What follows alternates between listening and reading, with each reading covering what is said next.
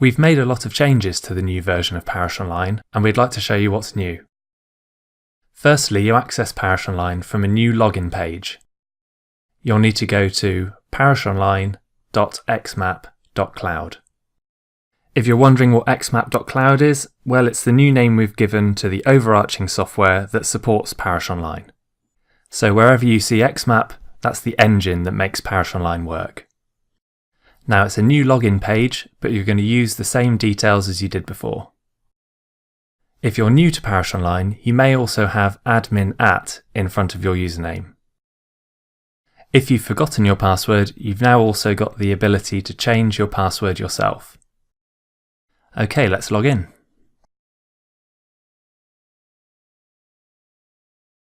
Now the first thing you'll notice is that Parish Online takes a lot less time to load. The software largely looks the same.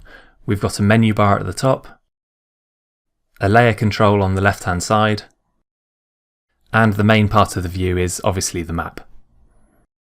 We've been able to reduce the number of icons in this left hand side. That's because navigating the map is now a lot easier. To pan, we can now just left click hold and drag the map.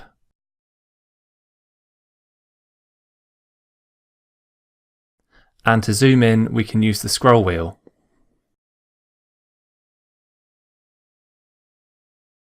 If we need to go back a step, we can use this icon here.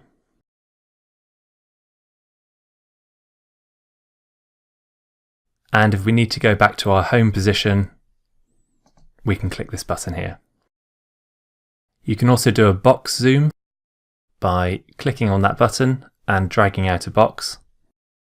And this gives you even more control for getting around.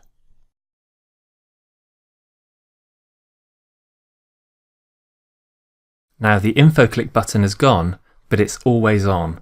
So I can click on the map and it will perform an info click. It brings all the information up on the left hand side.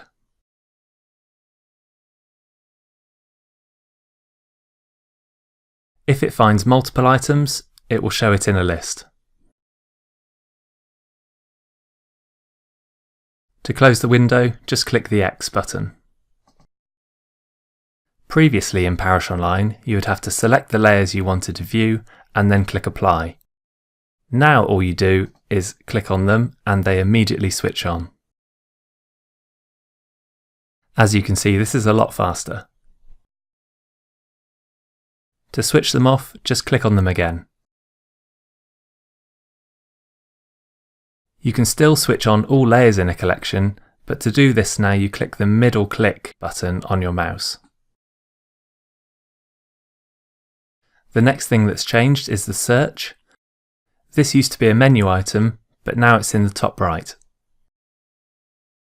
I can just type in a postcode and click on the result. This drop-down gives me different options for searching. So I can also search for a place.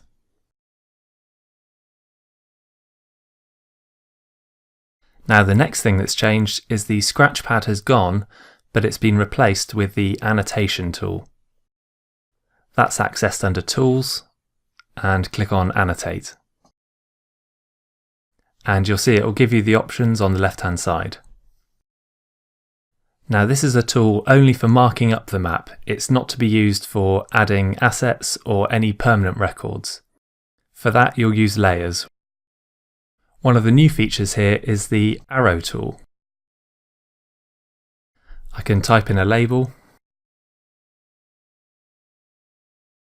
give the label a size, and I'm going to do 2 clicks, one single and one double, and click Save, and it creates an annotation for you. This is really useful to add notes to make a map more informative. To hide the annotations, click this icon here. And to bring it back, we click it again. And to remove all of the annotations, I'm going to go back into the tool and click Clear All.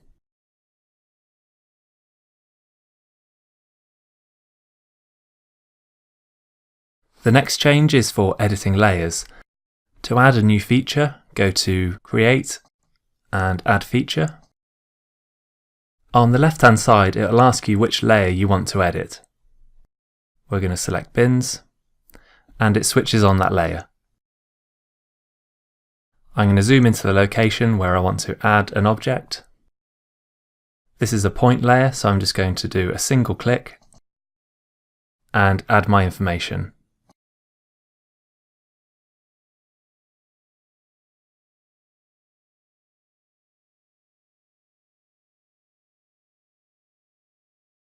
Once I've done that, I just need to click the Save button. Now the tool is ready for me to add another object, but if I'm done, I can just close the window. To edit that object, I just need to click on it, clarify which object I clicked on, and then I can use the pencil icon to go into the editing mode. And I can change the position, or I can change the attributes. And click Save. If I wanted to delete that object, I would click on the bin icon and click OK. It's the same principle for lines or polygons. So I can choose the layer, zoom into where I want to edit, and I'm going to do a series of single clicks on the map.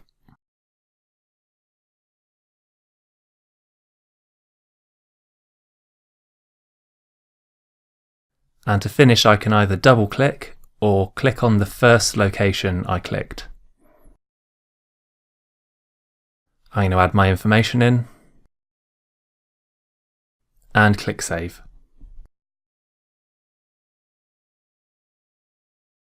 And to edit a polygon, I'm going to click on the pencil icon again. And now I can just drag the shape to the position I want it.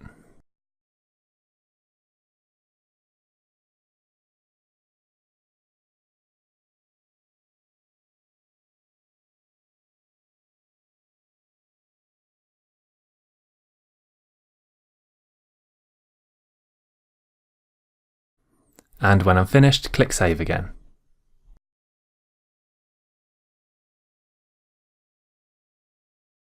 The next thing that's changed is the control panel. We've moved the control panel into its own page called Administration, and you can access that from the power icon in the top right and clicking on Administration. Here you can control the users in your account. I can add a user from here,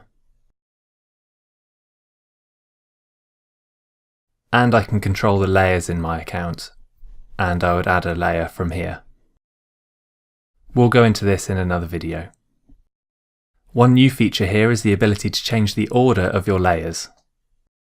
Just click and drag them to where you want. This is particularly useful if you want point layers to sit above polygon layers.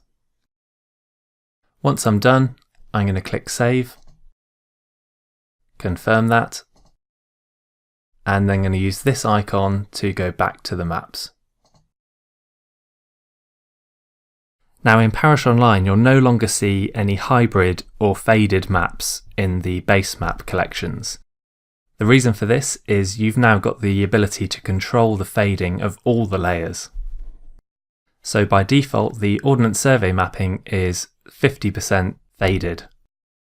I can make that stronger by dragging it to the right,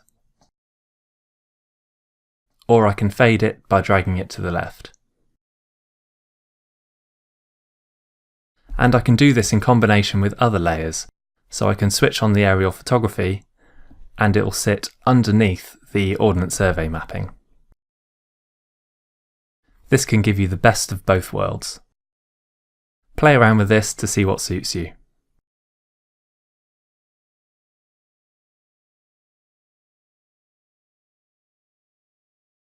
Now a new thing we've added is the ability to collapse the sidebar.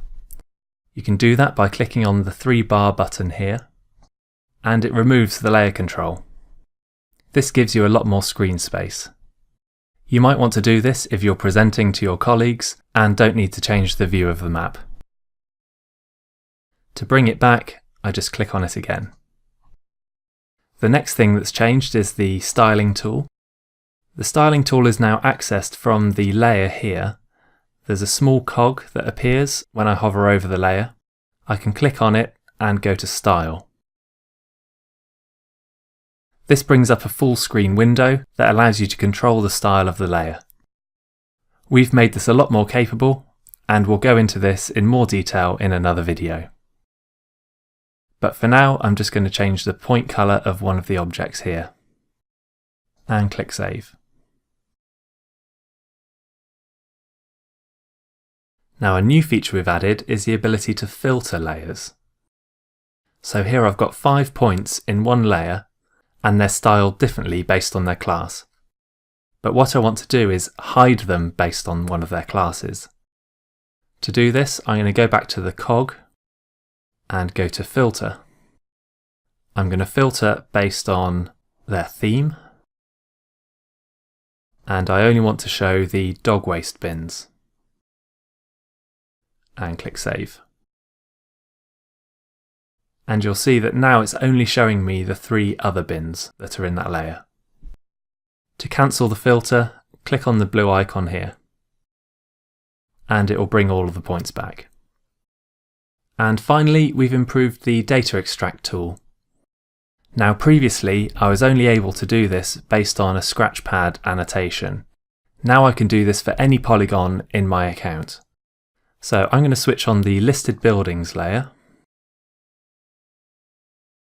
I'm going to click on my parish. And you can see now I've got this data extract icon. I'm going to click on that, and it's going to ask me which layer I want to extract from. I'm going to choose listed buildings. And I could filter to only show particular grades of listed building based on the information stored within it, or I can just choose all of them. In this case, I'm going to select all of them and click Run. It's found me 86 results. I can click on them and I could go to it, or I could export them all as a CSV file.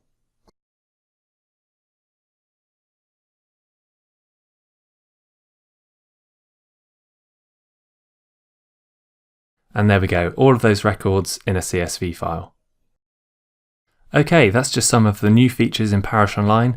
We hope you enjoy them. Thank you for continuing to subscribe to Parish Online, and look out for more features coming soon.